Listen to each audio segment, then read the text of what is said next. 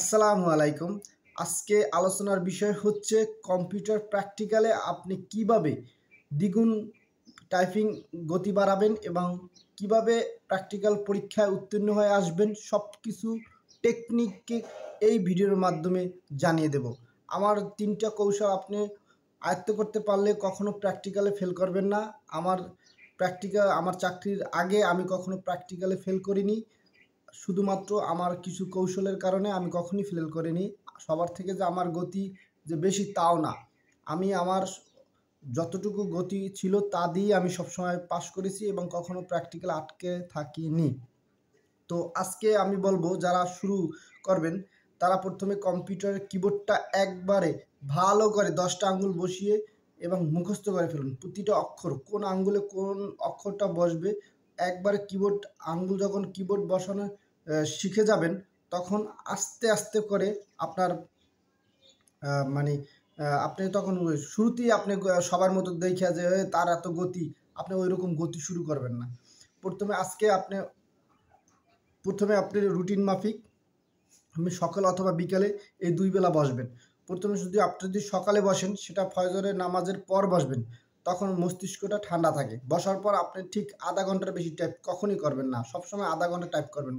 কেউ যদি বলে 1 ঘন্টা 2 ঘন্টা, নো, আপনি সবসময় আধা ঘন্টা টাইপ করবেন। ওইটা 15, বাংলা ইংলিশ 15, এই 30 মিনিট আপনি সবসময় টাইপ করবেন। প্রথমে আপনি কি করবেন, বাংলা 15 মিনিট, 5 মিনিট করে 3 বার দেবেন, ইংলিশ 5 মিনিট করে 3 বার দেবেন। এই 3 5 15 মিনিট আপনি কমপ্লিট করবেন, মানে আপনার টাইপিং। তো প্রথমে আপনি শুরুর দিকে অক্ষর যখন মুখস্থ হয়ে যাবে তখন 5 মিনিট দেবেন। দেওয়ার পরে আপনি কিবোর্ডের দিকে তাকাবেন না। আপনি যে একটা শিট নেবেন যেটা দেখে আপনি টাইপ করবেন, পেপার হতে পারে, সেটা আপনি শিট বানিয়ে নিতে পারেন, কোনো সমস্যা নেই।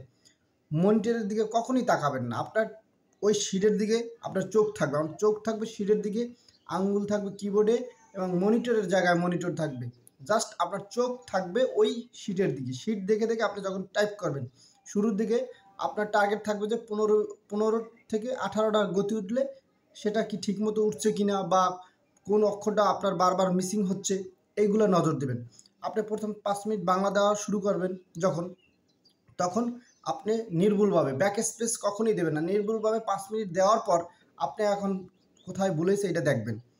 তারপর ওই 5 মিনিটের ভিতরে আপনার কত গতি উঠছে এবং কোথায় কোন অক্ষরটা বারবার আপনি ভুল করতেছেন, এই আঙ্গুলের কোন অক্ষরটা আপনার বারবার দেখা গেছে উঠতেছে না, ভুল উঠছে, ওই আঙ্গুলটা বারবার আপনি সকাল বিকেলে এরকম করবেন। এই যে কারণ আঙ্গুলের একটু শক্তি যদি কম পায় সেক্ষেত্রেও দেখা যায় যে আপনার ওই যে ভুল অক্ষর যে আরেক জায়গায় যে পড়ার থাকে। এই জন্য কিবোর্ডে বসে আপনি এরকম এরকম এরকম করতে থাকবেন।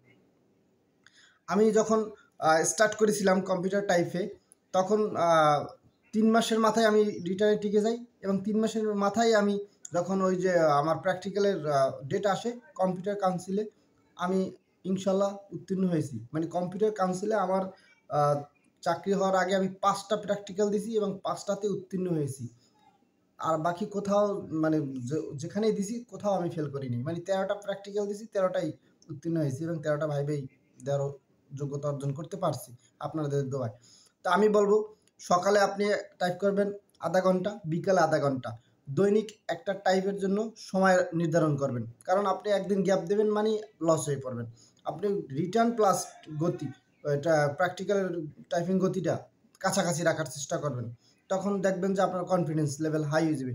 অনেকে করে কি ভাই, মানে মানে বারবার ফেল করার কারণই হয়েছে সে টাইপিং করে না, সে বাসায় যে টাইপ করে। আবার আপনার এটা সবসময় আপনি বাসায় যেভাবে টাইপ করবেন এবং যখন প্র্যাকটিক্যাল দিতে যাবেন পরীক্ষার হলে যে গতি একটু হেরফের হবে। এই জন্য আপনার কী করতে হবে, বাসায় বারবার প্র্যাকটিস করতে হবে। যত চর্চা করবেন তত একটা কী আছে, যত চর্চা তত আপনার সুফল। তো আপনি সকালে টাইপ করছেন, আবার 3 দিন পর আবার বিকালে শুরু করছেন, এভাবে হবে না ভাই। এভাবে কখনই আপনি উন্নতি করতে পারবেন না। তো আমার জায়গা থেকে সবসময় আমি বলবো যে টাইপিং 3 মাসে যদি চান যে আমার টাইপিং একবারে নির্ভুল, তাহলে প্রথম 1 মাস যাবে আপনার অক্ষর এবং আপনার ঠিকঠাক মতো কিবোর্ডে আঙ্গুল বসছে কিনা। দ্বিতীয় মাস যাবে আপনার গতি, স্পিড বাড়ানোর যে আস্তে আস্তে আপনার স্পিড বাড়ানোর মন মানসিকতা তৈরি হবে। হ্যাঁ, 3 মাসের কালে আপনি একেবারে পারফেক্ট, যে আপনি যেন একজন টাইপিস্ট, এটা পারফেক্টভাবে 3 মাসের মাথায় চলে যাবে। আমি মনে করি যদি আপনার মন মানসিকতা নিয়ে যদি আপনি 3 মাস পড়ার মানে টাইপিংয়ের জন্য বসেন কম্পিউটারে, 3 মাসে আপনি 25-30 গতি তুলতে পারবেন একবারে নির্ভুলভাবে। কেউ যদি আপনাকে বলে যে 1-1.5 বছর সময় লাগে, যারা নিয়মিত প্র্যাকটিস করে না তাদের জন্য 1-1.5 বছর সময় লাগে। আর যারা রিটেনের যেভাবে ভালোবাসে, প্র্যাকটিক্যালটা সেভাবে ভালোবাসতে হবে। অনেকে মনে করে আগে রিটার্ন টিকতে হবে তারপর প্র্যাকটিক্যাল। ভাই, আপনি যখন রিটার্ন টিকবেন তখন তো আপনার প্র্যাকটিক্যাল ডেট দেবে, তখন আপনি কি সময় পাবেন? প্র্যাকটিস একদিন 2 দিনের প্র্যাকটিসে কি আপনার চাকরি হয়ে মানে প্র্যাকটিক্যাল আপনি পাস করবেন? কখনোই না, কখনোই আপনি করবেন না। আপনি লিখে রাখেন। আপনি যেভাবে লিখিত মানে রিটেন এমসিকিউকে যেভাবে ভালোবেসেছেন, কম্পিউটার প্র্যাকটিক্যালটা ওইরকম ভালোবাসতে হবে। ওটাকেও রুটিন মাফিক পড়াশোনা করতে হবে, সকাল বিকাল টাইপিং করতে হবে। আপনি একদিন করছেন 5 দিন বসে থাকবেন, কখনই আপনার টাইপিংয়ে আপনি উন্নতি করতে পারবেন না। প্রথমে আমি 3টে কৌশল বলবো। সেই 3টে কৌশল হচ্ছে, আপনি প্রথম কৌশল হচ্ছে আপনি একটা শিট বানিয়ে নেবেন অথবা কোনো পেপার পত্রিকার সামনে নিয়ে 5 মিনিট করে আপনি বাংলা ইংরেজি 2টা গতি দিবেন। গতি দেওয়ার পর যখন বুঝবেন যে আপনার ভুল বেশি হচ্ছে, তখন আপনি কি করবেন, আবার ওই শিট দেখে দেখে গতিটা আবার কমাবেন। মানে আপনার মাথাটা আবার ওই কিবোর্ডের দিকে মনোযোগ দেবেন যে কেন আমার এই, যখন দেখবেন যে না আমি অল্প গতিতে আবার নির্ভুল হচ্ছে, তখন আবার একটু গতি, এটা যে প্রথম মাস। এবার দ্বিতীয় মাসে দিয়ে যখন দেখবেন যে আপনার গতি ওদিকে 1 মাসে আমরা কিবোর্ড আঙ্গুলগুলো ঠিকঠাক মতো বসছে এবং ভুল হচ্ছে না, তখন আপনি স্পিড বাড়াই দেবেন। স্পিড বাড়ানোর পরে দেখবেন যে আপনি সবসময় যে 100-তে 5টা ভুল, 5% ভুল যেটা, এটা মাথায় রাখবেন যে আপনার 5%ও ভুল হতে পারবে না।